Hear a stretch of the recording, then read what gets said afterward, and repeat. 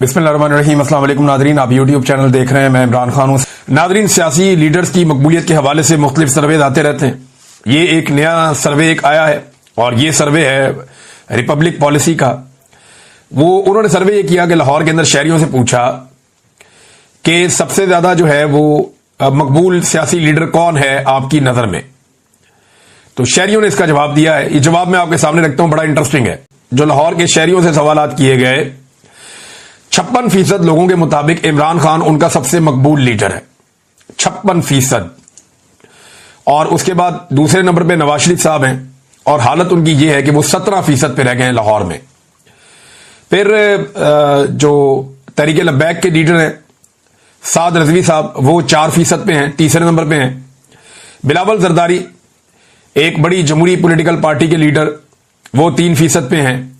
जमात इस्लामी 2% पे है, बाकी सियासी जमातें 2% पे हैं, जबकि 16% लोग ऐसे हैं जो किसी भी सियासतदान को पसंद नहीं करते। अब इमरान खान 56% के साथ सबसे आगे, यही तो प्रॉब्लम है पाकिस्तान की एस्टेब्लिशमेंट की और हुकूमत की। इमरान खान की मकबूलियत का खौफ उन्हें एक दूसरे के खिलाफ खड़े भी नहीं होने देता। और जो इस वक्त एस्टेब्लिशमेंट और मौजूदा हुकूमत के अंदर शामिल जमातों में एक प्यार मोहब्बत और रोमांस चल रहा है, उसकी सबसे बड़ी वजह अवाम में इमरान खान की मकबूलियत है। अगर इमरान खान साहब अवाम में मकबूल ना होते तो शायद ये इतना लंबा ना चलते। अपने अपने सर्वाइवल के लिए एस्टेब्लिशमेंट जो है वो मदद कर रही है रवायती सियासी जमातों की, और रवायती सियासी जमातों की जो हुकूमत है वो मदद कर रही है एस्टेब्लिशमेंट की। तो एक दूसरे के सहारे ये सब बेचारे खड़े हैं। और हकीकी खबर भी यही है कि एक आदमी जिसे जेल में रखा गया सिर्फ इसलिए कि पाकिस्तान की मिलिट्री एस्टेब्लिशमेंट के साथ उसका क्लैश है। मिलिट्री एस्टेब्लिशमेंट चाहती है ये हमारे मुताबिक चले, और वो आदमी चाहता है कि नहीं, अवाम के मैंडेट के मुताबिक मुल्क चलेगा। अब उस आदमी को उठा के जेल में डाल दिया। वो पाकिस्तान का सबसे मकबूल आदमी है, लेकिन इसके बावजूद पाकिस्तान की अवाम ने उसकी जमात को जितवाया। तो बड़ी मुश्किलों से उन्होंने एक सूबे में अपनी हुकूमत हासिल कर लिया। वहां जो वजीर आला है उसे मिलने की इजाजत ही नहीं दी जाती जब तक कि वो कंप्रोमाइज नहीं करता। यानी एस्टेब्लिशमेंट ने जिद पकड़ी हुई है, तुम हमसे आकर मिलो, हमारे दरवाजे पर हाजिरी दो, फिर हम तुम्हारी मुलाकात करवाते हैं इमरान खान से। सुहेल अफरीदी कहता है जी ऐसे नहीं होगा, मैं इमरान खान साहब से मिलूंगा, जिससे वो मुझे कहेंगे उससे मिल लूंगा, क्योंकि मैंडेट उनका है, फैसला उन्होंने करना है।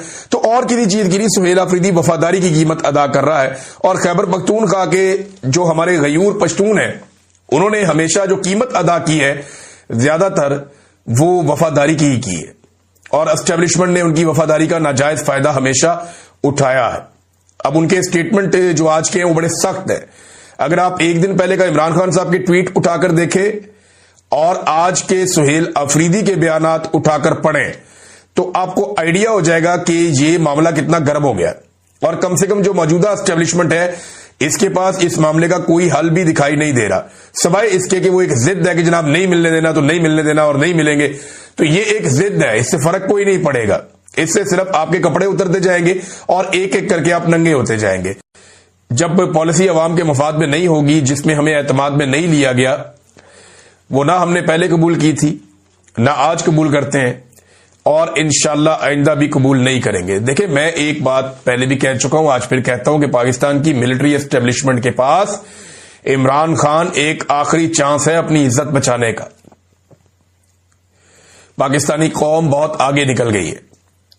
आज कुछ और हकायक वजीर आला खैबर पख्तूनख्वा ने बताए। बहुत सारी चीजें मैं जानता हूं, ऐसी चीजें जानता हूं ऑपरेशन ज़दा इलाकों के बारे में जो मैंने वहां लोगों से सुनी। अगर अवाम को बताएं तो पाकिस्तान में आग लग जाएगी। तो बजाय कि वो चीजें सामने आए और पाकिस्तान की मिलिट्री एस्टेब्लिशमेंट के लिए मजीद सुबकी और परेशानी की और नफरत की एक लहर जन्म ले, बेहतर यह है कि इमरान खान जैसे मौके से फायदा उठाएं। ये वो वाहिद और आखिरी मौका है आपका जो आपको बैरकों में जाने में आसानी पैदा कर सकता है, आपको इज्जत के साथ अपनी डोमेन में वापस भेज सकता है। वरना इसके बाद आप जाना भी चाहेंगे तो लोग आपको जाने नहीं देंगे, लोग आपको चिपक जाएंगे, क्योंकि इमरान खान के बाद सूरत-ए-हाल कुछ और होगी। इमरान खान आज भी इतनी शदीद तकलीफ, बर्बरियत, जुल्म, फस्तायत, कत्लो गारतगिरी के बावजूद कहता है मुल्क भी मेरा, फौज भी मेरी। हो सकता है कल कोई और ये बात ना करे, या जो भी कल को ये बात करे अवाम उसकी बात ही ना सुने।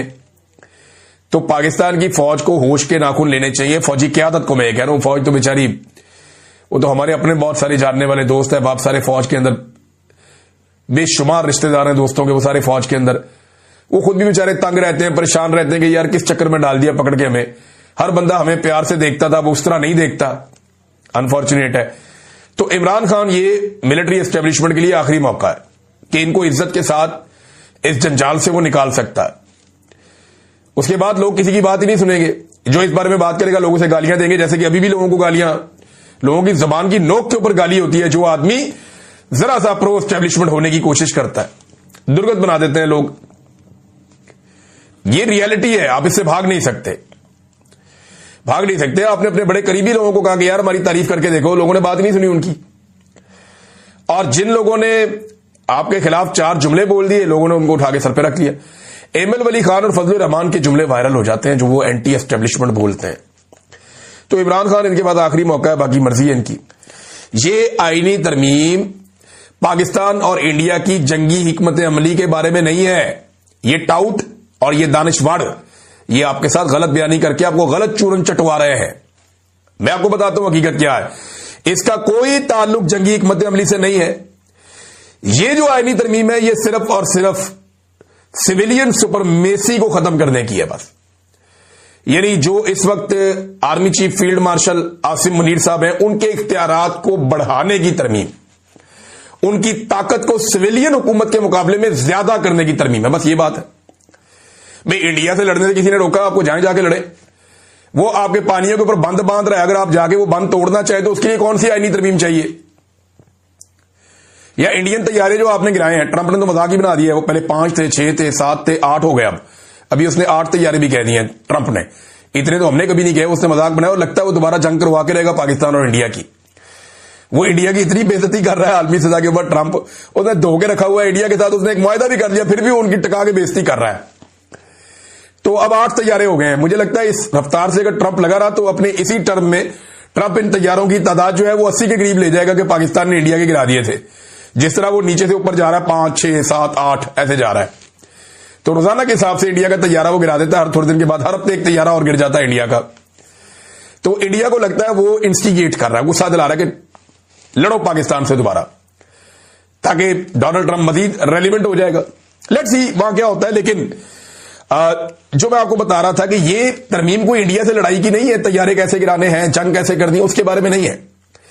یہ پاکستان کے اندر ملٹری اسٹیبلشمنٹ کا کنٹرول کیسے زیادہ بڑھانا ہے, یہ اس کے بارے میں ترمیم ہے. یہ پاکستان کے اندر انتظامی معاملات کے اوپر ترمیم ہے کہ جو ایک توازن ہے وہ ختم کر دیا جائے, اور جو سویلین سپرمیسی ہے وہ ختم ہو جائے. ملٹری کے بعد اختیارات جو ہے کم سے کم آرمی چیف کے پاس وہ صدر اور وزیر اعظم کے لیول کے اختیارات آ جائیں. سیکورٹی کے حوالے سے خاص طور پہ جو ایک میں نے آپ کو کل بتایا بھی تھا کہ ایک تجویز یہ بھی ہے کہ سارے کے سارے جو وہ ہیں ادارے فورسز کے, وہ سارے ان کے انڈر کر دیا جائے.